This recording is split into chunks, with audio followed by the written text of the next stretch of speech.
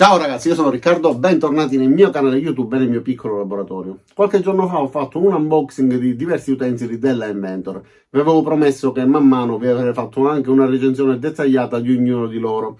Oggi è il giorno della mini sega circolare da 705 watt. La metteremo alla prova, la guarderemo un po' più da vicino, salterò l'unboxing e salterò tutto ciò che ho fatto già nel primo video e di quello vi lascerò il link nel primo commento nella descrizione per poter vedere tutto quello che dico appunto riguardo questo utensile e anche gli altri. Vi ricordo però che vi lascerò il link nel primo commento nella descrizione anche per poter vedere il link del prodotto ed eventualmente acquistarlo con un probabile codice di sconto che riuscirò ad ottenere.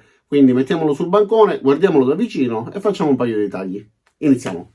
E allora ragazzi, non vi faccio l'unboxing, però vi faccio vedere quello che viene dato in dotazione. Troverete all'interno della confezione quindi un manuale di istruzioni scritto anche in italiano, una brugola che servirà a svitare la vite centrale, che vi ricordo che per svitare va ruotata in senso orario, quindi ha una filettatura in senso opposto a quella classica. E per svitarla la prima volta bisogna applicare un bel po' di forza. Poi troverete anche due lame per legno di colore nero, due lame per le piastrelle e due lame da 24 denti per il legno, più una guida che serve ad aiutare per eseguire dei tagli dritti, quindi va utilizzata come battuta parallela e sulla quale sono incisi dei riferimenti sia in centimetri che in pollici. E finalmente una guida che non sia un lamierino sottile, quindi una guida robusta che non dovrebbe muoversi durante l'utilizzo, più un tubo adattatore per poter aspirare i trucioli e ovviamente l'articolo in questione, quindi la mini sega circolare. Per adesso c'è l'alimentazione elettrica staccata, quindi mi vedrete mettere le mani vicino alla lama. Vi ricordo di non toccare mai la lama quando la corrente è attaccata. E allora guardiamola per bene. Ha un'impugnatura sulla parte posteriore in plastica con questi inserti neri in gomma. Tutto quello che vedete di colore nero è in gomma.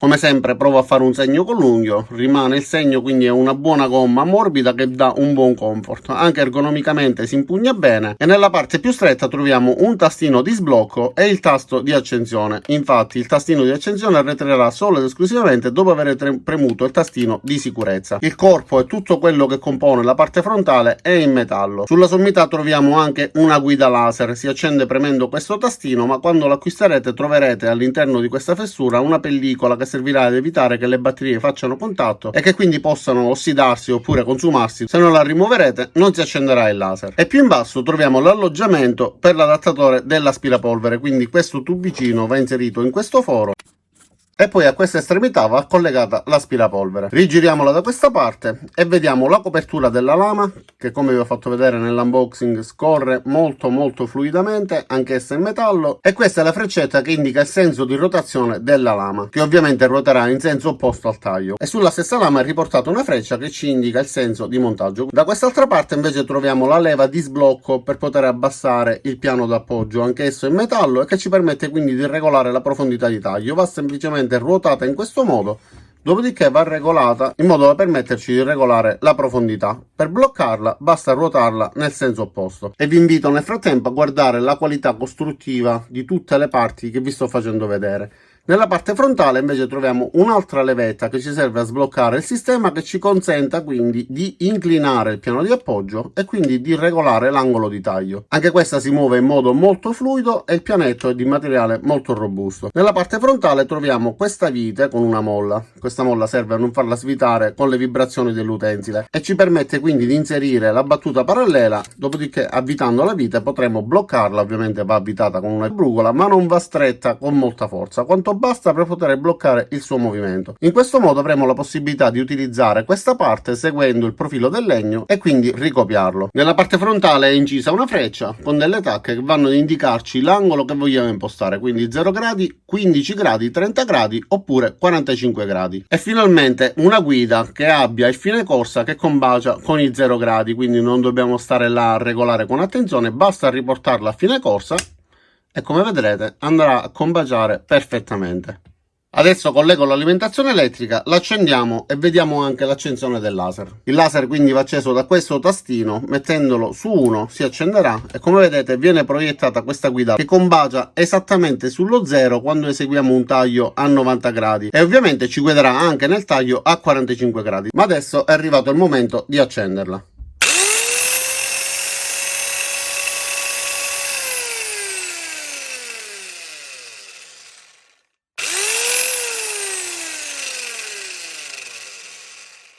Ok, quindi parte di scatto e si arresta gradualmente. Adesso facciamo un paio di prove di taglio. E allora ho tracciato una linea su questa tavola e adesso a mano libera, utilizzando il laser, cercherò di seguirla in modo da ottenere un taglio dritto. Ovviamente, come sapete, dipende anche dalla bravura di chi taglia.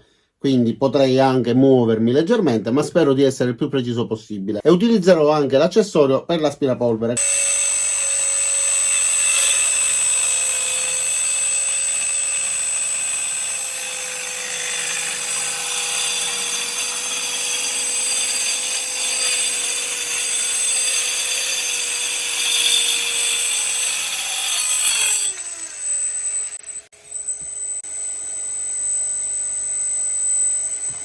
E adesso farò un altro taglio però con l'angolazione a 45 gradi. Questa volta non voglio utilizzare l'aspirazione, così vediamo la differenza, vediamo quanti trucioli si formano e quanto effetto ha l'aspirazione una volta collegata.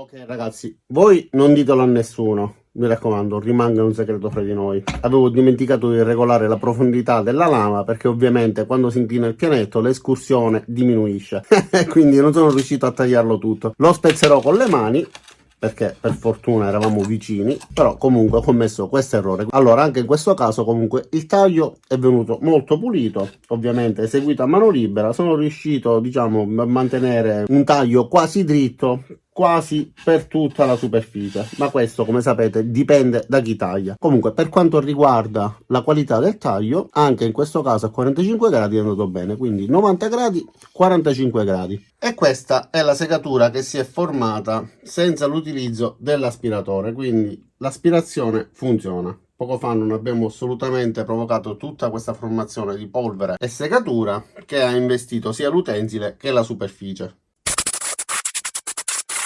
E allora ho staccato l'alimentazione elettrica, quindi vi faccio vedere anche la sostituzione della lama e proviamo a fare un rapido taglio anche su una piastrella. Allora si utilizza la chiave a brugola, come vi ho detto poco fa, si inserisce all'interno della vite e bisogna premere questo tastino nella parte opposta fin quando la lama non si bloccherà. Ok, adesso possiamo girare in senso orario come se volessimo avvitare. Perfetto, a questo punto possiamo svitare la vite e sostituire la lama utilizzando quella che ci necessita in base al tipo di lavoro che dobbiamo eseguire. Va rimossa la vite, dopodiché va rimossa questa rondellina che ha questa sagomatura che combacerà con l'alberino. Si sfila la lama e si inserisce quella nuova. Quindi procedimento opposto. A questo punto manteniamo premuto il tastino nella parte opposta, serriamo, anche se non utilizziamo una forza eccessiva, la stessa rotazione poi aiuterà a stringere la vite. Comunque non lasciatela lenta. E a proposito di lama, ricordatevi eventualmente se volete comprare altri tipi di lame che debbano avere il foro centrale da 10 mm. E allora adesso proviamo pure a tagliare una piastrella. Vi ricordo, per il legno non ve l'ho detto ma ve lo dico ora, che la lama deve sporgere in base allo spessore del legno che dovete tagliare di qualche millimetro, 3-4 mm solitamente bastano. La stessa cosa per quanto riguarda la piastrella. Vi ricordo anche di proteggervi sia gli occhi che una mascherina che vi eviti di inalare tutta la polvere che si forma. Allora, vado con il primo taglio.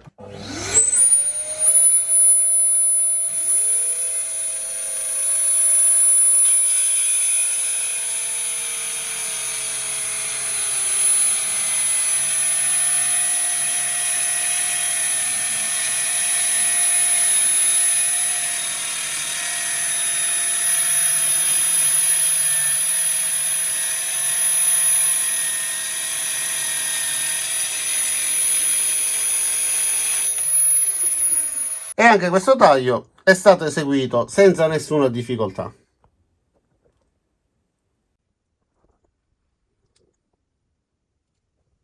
E adesso diamo un'occhiata ai tagli, quindi vediamo che angolazione sono riuscito ad ottenere. Allora, premiamo con forza. Ragazzi, premendo con molta forza, con dei pezzi così piccoli non è semplicissimo, comunque abbiamo 90 gradi e 2 Per quanto riguarda il taglio che avevo impostato a 90 gradi, si stanno scaricando le batterie, comunque 90 gradi e 2, vediamo se riesco a misurare anche 45, anche se questo gradino potrebbe influire sulla misurazione, comunque vediamo quanto ci riporta. Premiamo con forza. Con i pezzi così piccoli non è semplicissimo. Proviamo all'angolo. All'angolo abbiamo 45 gradi e 3. Ok, va bene. Mi accontento di questo micro scarto. E questo è il taglio sulla piastrella. È un po' storto perché l'ho fatto a mano libera, però come pulizia di taglio ci siamo. E allora ragazzi, come sempre Inventor non mi delude, vi avevo detto che questi utensili funzionano bene e effettivamente vi ho dimostrato che riesce ad eseguire dei tagli senza alcun problema, sia per quanto riguarda il taglio a 45 gradi che per quanto riguarda quello a 90 gradi, sul legno e sulla piastrella, semplicemente due tagli, nulla di complesso, però due tagli che sono stati sufficienti a capire appunto qual è la sua precisione. Tra l'altro questo utensile è molto bilanciato, tenuto al centro, riesco a mantenerlo perfettamente in equilibrio, quindi hanno studiato anche questa caratteristica. Detto questo, io vi ricordo che vi lascerò il link giù nel primo commento nella descrizione per poter vedere il prodotto sul sito internet e che spero di riuscire a farmi dare anche un codice di sconto. Adesso vi ringrazio di aver visto il video fino in fondo, vi invito ad iscrivervi al mio canale, mettere mi piace al video se vi è piaciuto o l'avete ritenuto utile, cliccate sulla campanella qua giù per attivare le notifiche e ci vediamo a tutti i miei prossimi caricamenti. Ciao da Riccardo e a presto!